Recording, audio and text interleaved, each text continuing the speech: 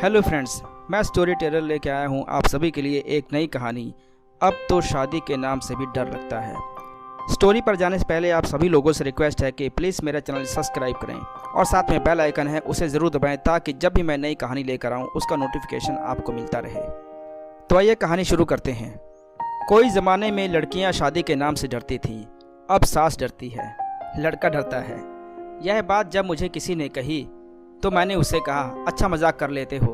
लेकिन जब कल अपने मित्र के मुंह से यही बात सुनी तो यकीन हो गया। हुआ यूं कि मेरे एक मित्र सरकारी बैंक में मैनेजर थे।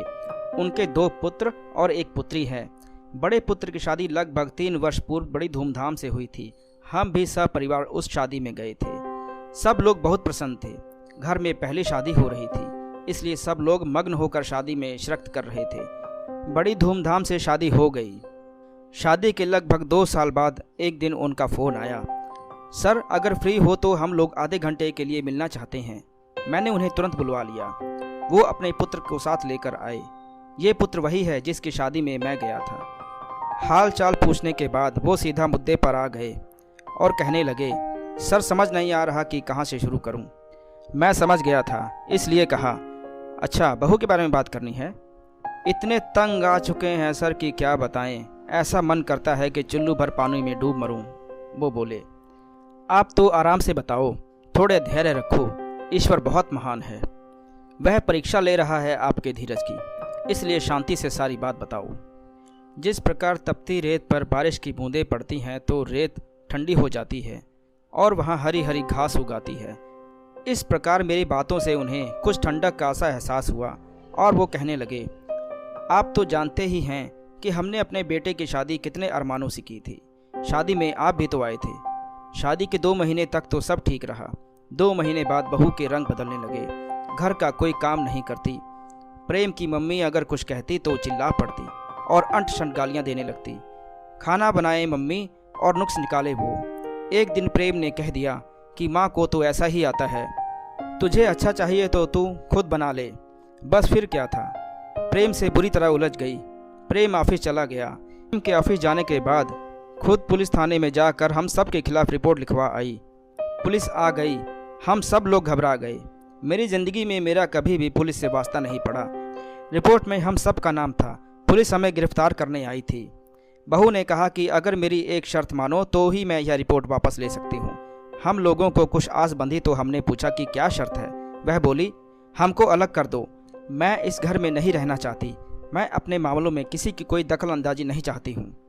मेरी पत्नी ने मुझसे कहा, मान लो शर्त। हमने वह शर्त मान ली। उसने बाकायदा एक स्टाम्प पेपर पर पहले ही कुछ लिख रखा था, उस पर हम सब के हस्ताक्षर करवा लिए। पुलिस को दी गई शिकायत वापस ले ली गई। लोगों से सलाह मशविरा किया तो पता चला कि दहेज के प्रति कानून भारतीय दंड संहिता धारा 498A के तहत ससुराल वालों पर प्रताड़ना का केस चल सकता है और यह गैर जमानती अपराध है, अर्थात इसके संबंध में जमानत सक्षम न्यायालय में ही मिलेगी। हमने उन्हें अलग मकान दिला दिया।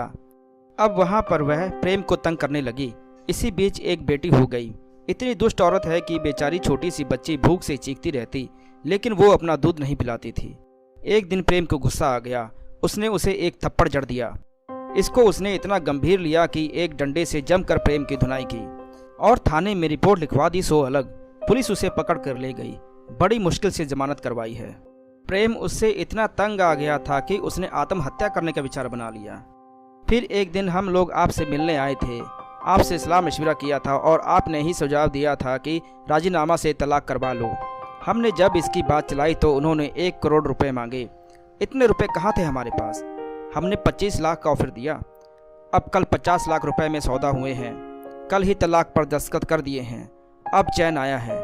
ऐसा लग रहा है जैसे किसी पिचासिनी से पीछा छूटा है। उन्होंने चैन की लंबी सांस ली। ऐसा लगा कि उन्होंने बरसों की घुटन और सीलन भरी बदबू को झेलने के बाद आज ताजी हवा का सेवन किया है। दोनों बेटों के चेहरे पर आज बहुत दिनों बाद मुस्कान देखी थी। मैंने दोनों की ओर मुखातिब होकर कहा, अब तो तुम दोनों शादी की तैयारी शुरू कर दो। मेरी यह बात सुनकर दोनों एक साथ बोल पड़े। अब तो शादी के नाम से डर लगता है अंकल। इस वाक्य में जमाने भर का दर्द था। काश कि लोग अपने हित में बनाए गए कानूनों का गलत इस्तेमाल करने से बचें। आपको ये कहानी कैसी लगी कमेंट में ज़रूर बताएं और अगर आपके पास भी कोई अच्छी कहानी है तो मुझे ज़रूर भेजें, मैं स्टोरी टेलर उसे अपने चैनल पर ज़रूर सुनाऊंगा।